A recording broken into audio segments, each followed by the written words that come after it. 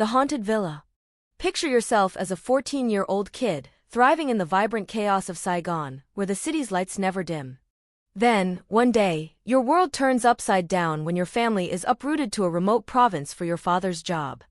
The house in Saigon remains, a silent promise of return, but my family, dad, mom, and 7 siblings, including me, embarks on a journey to find temporary shelter in this unfamiliar land. Little did we know, the house we'd choose would unravel a chilling, mysterious tale, etching those long nights in the quiet province into my memory forever. A rare find in the countryside. In the sleepy province, rental homes were as scarce as autumn leaves. For a bustling family like ours, 7 kids, from the eldest to the youngest, finding a spacious enough place seemed nearly impossible. Yet, with the help of local police, my parents were led to a grand, old French-style villa, a vision straight out of a painting. Its front yard sprawled wide enough for 4 cars, shaded by an ancient jackfruit tree. Flanking the house were broad pathways leading to a backyard that became our paradise, a lush orchard bursting with golden-ripe papayas, rows of sugarcane standing like natural walls, and a grove of custard apples, each fruit larger than a fist, so sweet we couldn't resist rushing out to pick them. The landlady, Aunt Five, was a tall, kindly woman with a warm demeanor. She agreed to rent us the entire villa, orchard included, with one small condition. She wanted to keep a corner of the living room, where her divan stood, for occasional overnight stays to tend another garden a kilometer away. There was also a large ancestral altar in the living room, draped in white cloth, with her gentle instruction, "Don't mind it." We didn't think much of it, too enchanted by the airy, spacious house, perfect for our lively clan. A chilling first impression. On moving day, excitement buzzed through our family as we marveled at the villa's grandeur. Only my eldest sister, always more perceptive than the rest, paused and murmured something that sent a shiver down my spine. "Why does this house feel so cold?" Mom laughed it off, saying the wide-open space, with doors on all sides, front, back, and both flanks, and the cool orchard breeze made it naturally chilly. I chimed in. "Cold? It's just refreshing." My sister playfully tapped my head, grinning. "Refreshing? It's giving me goosebumps. You only think it's cool because you're a little dim." The family burst into laughter, brushing off her comment. I was too busy chasing my younger siblings, hauling boxes of books into the house, my heart brimming with anticipation for our new life. The villa's layout. The house was like a miniature maze. Stepping through the main door, you entered a vast living room. To the right, by a window overlooking the front yard, was Aunt Five's divan. Opposite, against the wall separating the inner rooms, stood the shrouded ancestral altar. To the left, a luxurious sofa set and a display cabinet gleamed. Beyond the living room were my parents' bedroom and, across from it, my youngest sister's room, tucked behind the altar's partition. 2 empty rooms sat in the middle, as my second sister, now married, had only come from Saigon to help us settle in before returning. The back of the house was what truly captivated me, a sprawling space with a large door on the right opening to the side yard and orchard. I immediately claimed the wide divan by that door as my sleeping spot. Why? It gave me 3 escape routes to the garden, left, right, and back. My 2 younger brothers, Kwong and Long, insisted on sleeping with me, no doubt plotting to team up for mischief with their big brother. Far to the left was the kitchen, nearly 10 meters from our sleeping area. In the center stood 2 tables, a large dining table with 6 chairs and a smaller one where Mom kept a water jug and an oil lamp, essential in a town where power outages were routine. A neighborly encounter. Those first days, when not at school, my brothers and I were glued to the orchard, picking fruit. One afternoon, while scouring for ripe custard apples, I spotted a girl my age in the neighboring yard. With no fence between our gardens, I saw her flashing a bright smile. "Looking for custard apples? Found any ripe ones? If not, come over, mine are super sweet." Caught off guard, I stammered, but before I could reply, she continued. "Don't be shy. I know your tone, just moved here from Saigon for school. We're in the same class, but you probably haven't noticed me yet. I'm Twan." I grinned. "Same class? Really? Can I come pick some of those custard apples then?" "Of course. I've got plenty of ripe ones." I was thrilled but glanced back to check if Mom was watching. She'd strictly warned us not to cross into the neighbor's garden, even for a stroll, to avoid being mistaken for fruit thieves. Seeing my hesitation, Twen teased. What's wrong? Too shy? That hit my pride. I shot back. Shy? Nah, I'm just frozen in place. Frozen? Why's that? Because I get cold feet talking to pretty girls. Twin blushed, giving me a mock glare. Pfft, Saigon boys, and their smooth talk. She handed me a plump, ripe custard apple anyway. As I peeled it, I glanced around her garden. Under a large custard apple tree stood a long chair and a small table with a book on it. Twin said she often read and did homework there. She was rereading The Adventures of Cricket by Tahai for a literature essay. I bragged that I'd read all of Tahai's stories last year, earning a surprised look from her. Our chat was lively until she suddenly asked, "You just moved into that house, have you seen any ghosts yet?" I burst out laughing. Ghosts? Come on, there's no such thing. Before I could say more, Mom's voice called from the house. I flashed Twin a smile and dashed back, chuckling at her childish question. The fourth night's shadow. The first 3 nights in the villa were peaceful, our sleep undisturbed. But on the 4th night, as I was lost in a deep slumber, my brothers shook me awake. "Brother Tone, we're thirsty." Groggy, I crawled out of the mosquito net and shuffled to the water table in the back room. As I poured water, I glanced at the clock, 2 a.m. sharp. After giving my brothers their drink, I set the glass down. Then, in the dim flicker of the oil lamp, I saw something in the kitchen, about 5 meters away, a figure in a white aoba, standing with its back to me. Squinting, I recognized the tall, familiar frame. It was Aunt Five. I called out, "Hey, Aunt Five, why are you up so early? It's only 2 a.m. She turned, gave me a silent glance, and glided toward the front of the house, vanishing into the shadows. I smirked, thinking, probably hungry, sneaking a snack, too busy chewing to answer. Shrugging, I climbed back into bed and slept on, unbothered. A disturbing revelation. The next morning, as we ate breakfast, I casually asked Aunt Five, "Why were you up so early last night?" She spun around, unfazed. "Up? I slept like a log till morning." "You dreaming or what?" Embarrassed, I protested. "Dreaming? No way. At 2 a.m., I saw you in your white aoba in the kitchen. I called, but you ignored me." Aunt Five stared at me, her eyes flickering oddly, before forcing a chuckle. "Oh, really? Must have been sleepwalking then. Gotta run to the fields." She hurried off. Mom slid a chair closer, her voice low. "Tone, you're sure you saw Aunt Five in the kitchen?" "Positive, Mom." It was her, and she didn't answer me. Mom grew quiet, then revealed that last night, when my brothers were thirsty, I'd gone to the water table despite her preparing 2 sealed Gagos milk cans full of water inside our net. She instructed me to use those from now on and stay put at night. I nodded absent-mindedly and headed to school with my siblings. The second encounter. That night, my brothers woke me again, whining for water. In the faint glow of the oil lamp, I slipped on my sandals, ready to fetch water, but remembered Mom's warning about the Gagos cans. Glancing at the clock, it was 2 a.m. again. A chill crept up my spine. I looked toward the kitchen, and there she was, Aunt Five in her white aoba, standing with her back to me.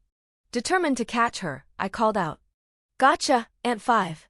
I see you sneaking snacks in the kitchen. Hear me?" Like the night before, she turned, gave me a wordless stare, and drifted toward the front, disappearing into the dark. I snickered, thinking she was embarrassed at being caught, and returned to bed. The truth unveiled. The next morning, we overslept, missing the alarm. Mom had to shake us awake. At breakfast, I asked Aunt Five again, "Why didn't you answer me last night?" She dropped her chopsticks, visibly startled, and snapped, "You're talking nonsense. I'm busy, off to the fields." She bolted out. Mom pulled me to the front room, her tone grave. "Tone, finish your milk and come with me. I need to show you something." In her room, by a small table with baby milk supplies, Mom explained that since we moved in, Dad had been away on business, only staying one night. When she went to the market, neighbors swarmed her, warning that this house was haunted, notorious for ghostly disturbances. They urged her to leave, especially with a newborn in the family. Terrified, she hadn't told me, her eldest son, to spare me worry. Pointing to the milk table, she said even in the bright room, she feared reaching out of the net for bottles. Yet I, in the pitch-dark kitchen, kept leaving my bed at night. She stated firmly. The Aunt 5 you saw wasn't her. It was Aunt 4's spirit. I blinked, confused. Aunt 4? Who's that? There's no Aunt 4 here. Mom led me to the living room and pulled back the altar's white curtain. There, in a photo, was a woman identical to Aunt 5, same bun, same white AOBABA. Mom's voice trembled. This is Aunt 4, Aunt 5's twin sister. She died in this house 6 months before we moved in, killed by spirits. Killed by spirits? I pictured Aunt 4 being tossed like in a judo match and stifled a laugh. Mom, unamused, smacked my forehead. You little monkey. I'm serious. This house used to be a birthing clinic. Aunt 4 was a midwife. Over the years, mothers and newborns died here, some due to her mistakes. Rumors say their restless spirits turned vengeful, haunting this place, and 6 months ago, they took her life. I gaped. Spirits can kill people? I've never heard of that. Mom shook her head, admitting she didn't fully believe spirits could kill, but insisted the figure I saw was Aunt 4, not Aunt 5. She warned. No more leaving your bed at night. Water's in the net. Now get to school. A growing unease. On the way to school, my mind swirled with thoughts of the white-clad figure. If it was Aunt 4's ghost, why was she so calm, just staring at me, no red tongue or fangs like in the ghost stories I'd heard? Yet Mom's words and the neighbor's warnings sent chills through me. The beautiful villa, with its sweet orchard, now felt like a place hiding a terrifying secret, lurking in the darkness of each night. The haunted villa, shadows in the night. Would I ever dare step out of my mosquito net again in the dead of night? Or would Aunt 4's ghostly figure continue to lurk, silently watching us from the dark corner of the kitchen? The tale of the haunted villa was only beginning, its mysteries waiting to be unraveled, or perhaps avoided forever. A question that lingers. That morning, as I trudged to school, my mind was haunted by Twen, the neighbor girl, and her chilling question, "Have you seen any ghosts?" Her words were like a stone dropped into a still lake, rippling through my curiosity. At recess, I spotted Twen in the schoolyard, laughing with her friends, her voice bright and carefree. I wanted to march over and demand answers, but in those innocent schoolboy days, a boy talking one-on-one with a girl in the open courtyard was bold, too bold. The whole class would whisper, teasing us as sweethearts. So, despite the itch to confront her, I lingered at a distance, stealing glances before slinking back to class. The teacher's lecture swept me away, and the ghost stories faded to the back of my mind, for now. Mother's stern warning. That evening, before bedtime, Mom handed me a gagos milk can filled with water, her voice firm. Here, keep this by your bed. If your brothers are thirsty tonight, use this. I forbid you from leaving the net in the middle of the night, understand? Her warning stirred memories of the eerie figure in the kitchen from 2 nights before. Was it Aunt 5, the landlady, or Aunt 4, the departed sister? I was torn, unsure what to call that shadowy presence. For a laugh, I told myself, let's just call it the strange shadow, like those unknown ships in the news. To be safe, before climbing into the net, I grabbed the small oil lamp and crept around the pitch-black kitchen, its feeble light barely piercing the gloom. Nothing but my own shadow flickered on the walls. Slightly disappointed, I slipped back into the net, pulled the blanket tight, and drifted off. The third night, the shadow returns. Deep in a dream of kicking a soccer ball across Saigon's Thong Not Stadium, I was jolted awake by my brother Tone, "We're thirsty." I sat up, groped for the gagos can, and handed it to them. As they drank, I glanced toward the kitchen. In the inky darkness, only the faint flicker of the oil lamp on the water table broke the void. Curiosity tugged at me, and I whispered to my brothers, "The last 2 nights, you woke up at exactly 2 a.m. Let me check the time." I tiptoed out of the net to the water table.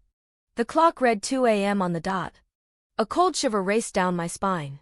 Pretending to study the clock, I stole a glance at the kitchen, and there it was, the figure of Aunt 5, in her familiar white AOBABA and neatly tied bun, sitting with her back to me. My heart pounded, but I told myself to stay calm. I set the clock down, slipped back into the net, and signaled my brothers to stay quiet. We lay flat, blankets pulled to our chins, propped on our elbows, chins in hands, eyes glued to the figure in the kitchen. I whispered to Kwong, my older brother. "Kwong, do you see Aunt 5 sitting there?" Yeah, I see her. I turned to Long. Long, you see her too? I see her, sitting by the water basin. My mind was a tangled mess. The figure had appeared at 2 a.m. 2 nights before, and Mom swore it was Aunt 4, not Aunt 5. Could it be? I had to know. Pulling the blanket over my head, I mustered all my courage and shouted, Aunt 4. Are you haunting us? The figure shot to its feet. Tall and looming, her white AOBA fluttered as she turned sideways toward us.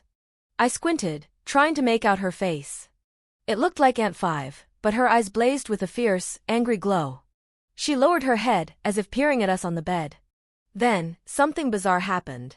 She hunched her shoulders, tucked her chin, and began, scuttling sideways, like a crab, slowly advancing toward us. The collapsing net and terror. As she drew closer, the figure seemed to grow taller, towering over the net's canopy. My brothers and I, still propped on our elbows, craned our necks higher and higher, tracking her approach.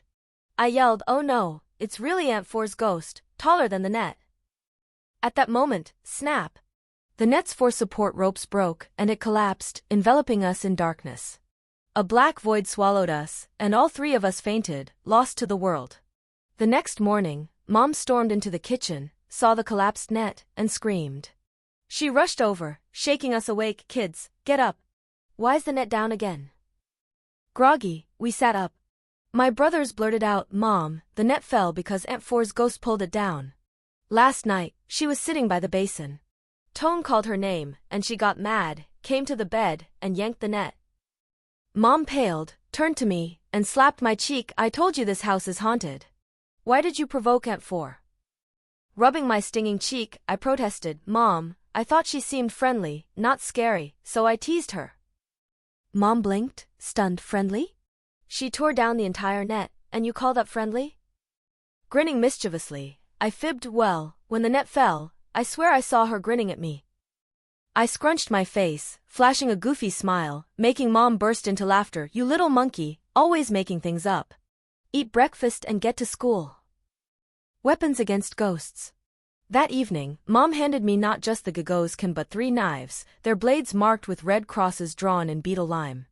Her voice was stern. They say knives with red crosses under your pillows will scare ghosts away. Each of you tuck one under your pillow. Tonight, you won't see anything. And keep the alarm clock inside the net. When it rings, get up, no oversleeping.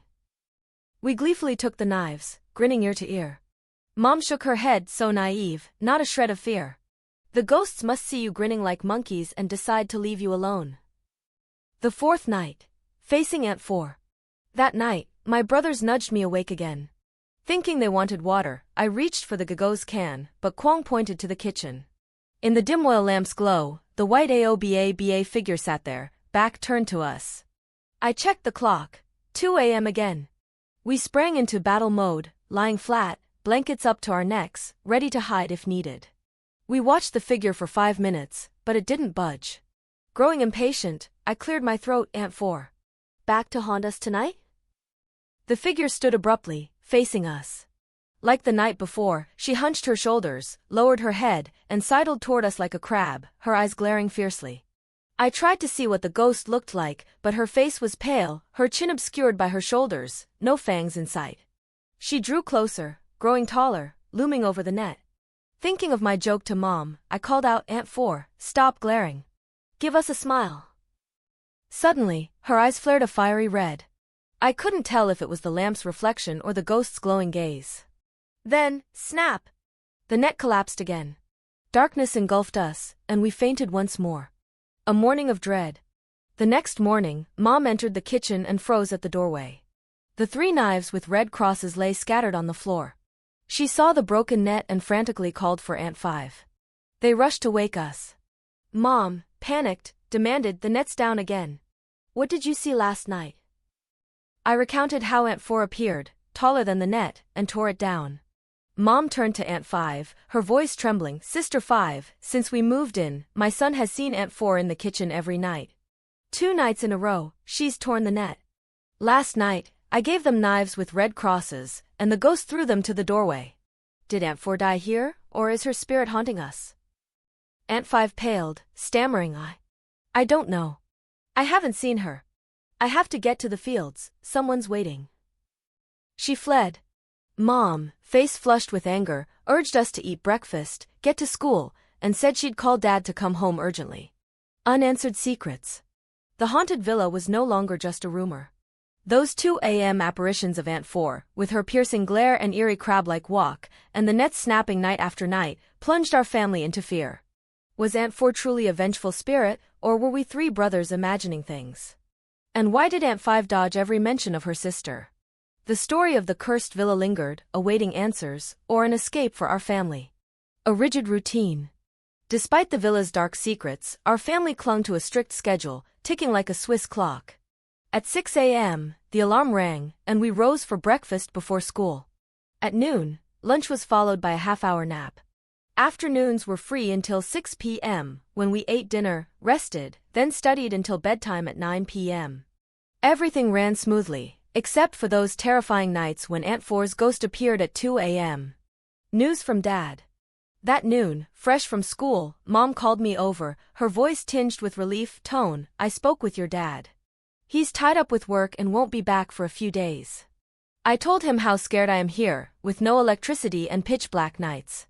He's arranged for a squad of field police to guard our front yard and back garden starting tonight until he returns."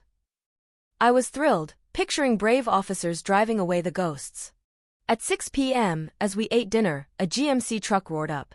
A field police squad stepped out, politely informing Mom and the neighbors they'd light a campfire and hold a pocket concert to liven up the quiet area.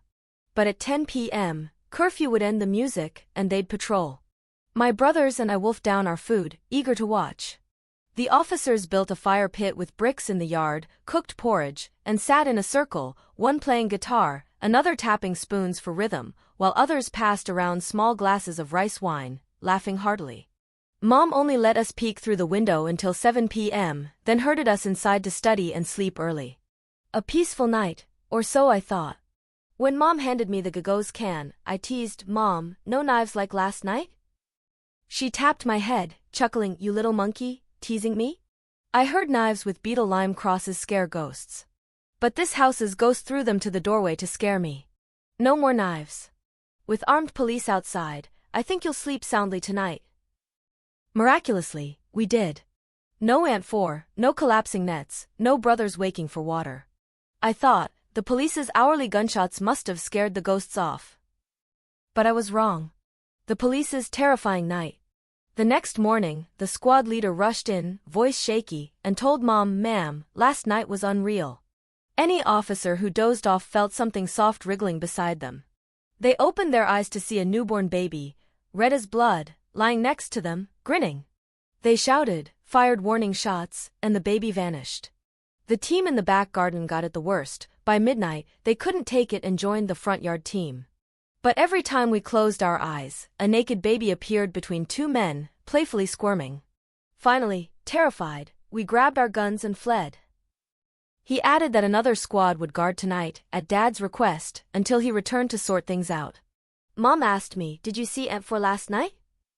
I laughed, "Nope, Mom.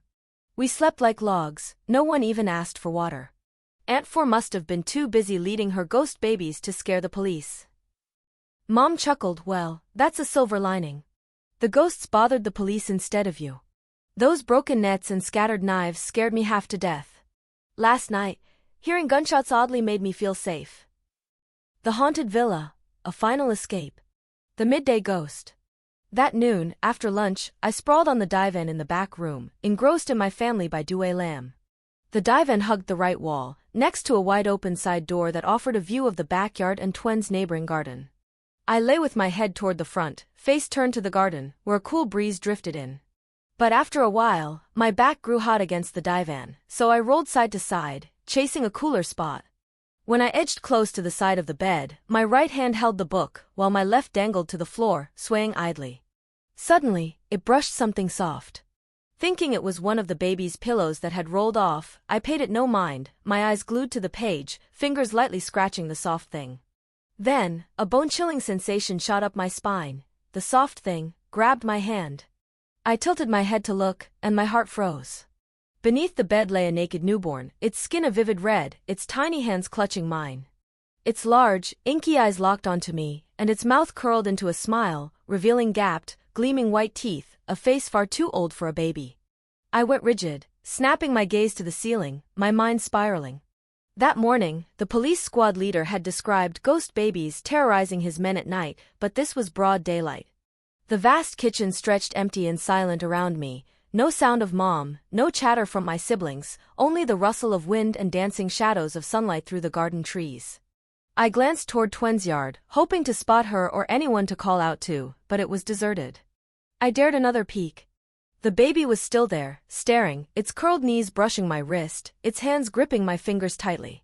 I stayed motionless, pretending to read, but my thoughts were a storm. If I yank my hand free, what if it clings and climbs onto my stomach? I'd die. Thankfully, the ghost baby seemed to tire of my frozen hand. When I sneaked another glance, it was gone. In an instant, I flew off the divan, leaping to the other side, bolting through the side door, tearing across Twen's garden, circling the street, and bursting back into the house through the front door, panting heavily. Mom looked stunned. Tone, I thought you were napping in the back. Why are you out on the street, face all flushed? I blurted out the story of the ghost baby grabbing my hand. Mom's face paled as she inspected my hand, her voice trembling. My God, appearing in broad daylight and grabbing you? That's no ghost, that's a demon. Are you hurt? I reassured her. No, Mom, my hand's fine. Just then, Aunt Five and her son, about my age, walked in. Mom made me recount the tale, then dragged Aunt Five to the back to check for the ghost baby. Under the divan, Mom spotted a folded canvas chair. Aunt Five said casually, that's the chair Sister Four lay on before she died. Mom pressed, and Aunt Five's son piped up, it's stained with blood. Sister Four coughed up days before she passed. She kept saying someone was choking her. Mom scolded, heavens, a blood-stained chair? Why keep it? Have it taken to the graveyard and burned. I'll pay for a new one. Mom told me to watch my siblings, then went with Aunt Five to pray at Aunt Four's grave. When she returned, she whispered, Aunt Four's spirit is powerful. I prayed she'd stop troubling you kids. If you see her tonight, no more teasing, or she'll send her ghost babies to scare you senseless. I nodded, inwardly vowing, no more provoking Aunt Four. If she sends a horde of ghost babies to crawl into my net and cling to me, I'd lose it. A night of panicked police. That afternoon, another field police squad arrived, lighting a campfire, cooking porridge, and singing as before. But as we dozed off, a barrage of gunshots from the front yard jolted us awake. Peering out, we saw flames blazing and officers aiming rifles at the jackfruit tree. Mom tapped on the door, and one explained, Ma'am, we were cooking chicken porridge to snack on, but in a blink, it vanished, up in the jackfruit tree. A hot pot like that, hoisted so high? No human could do it, only ghosts. So we shot at the tree. That night, we slept soundly, no ghost babies, no Aunt Four, and the net stayed intact. But the next morning, Aunt Five told Mom, Ma'am, those police were terrified.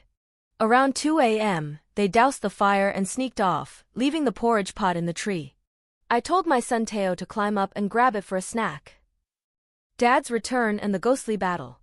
That afternoon, Dad came home, and we swarmed him with joyous hugs.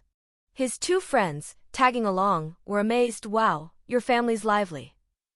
Mom, a bit embarrassed, explained, heavens, I've never seen anything like this place. It's rampant. Ghosts even appeared at noon to scare my eldest son.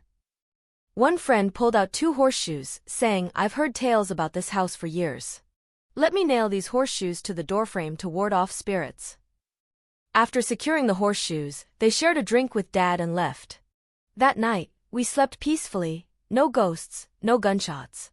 Still, I woke fitfully, checking the kitchen for Aunt Four or scanning the bed for ghost babies.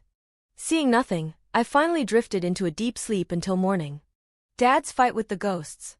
At breakfast, Mom announced, Kids, last night your dad fought ghosts all night. We erupted with excitement, bombarding Dad with questions. He just grinned, so Mom continued, I was sleeping when your dad slipped out of the net, running around the bed, punching and kicking wildly. I called out, but he didn't answer, just kept fighting. He'd crawl back to sleep, then leap out to fight again, several times all night.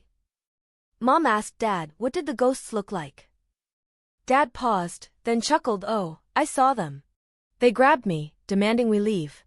I shouted back, they attacked, and I fought them off. But this morning, I decided we need to find a new place. We can't stay here. We groaned, mourning the orchard.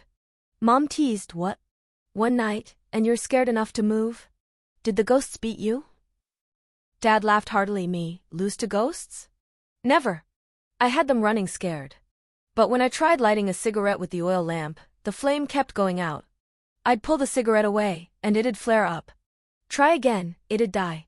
I said, fine, you spirits win this round. So, this morning, I'm having the police find us a new house. No need to disturb the ghosts here any longer. The final escape. After 9 harrowing days, our family safely moved out of the haunted villa.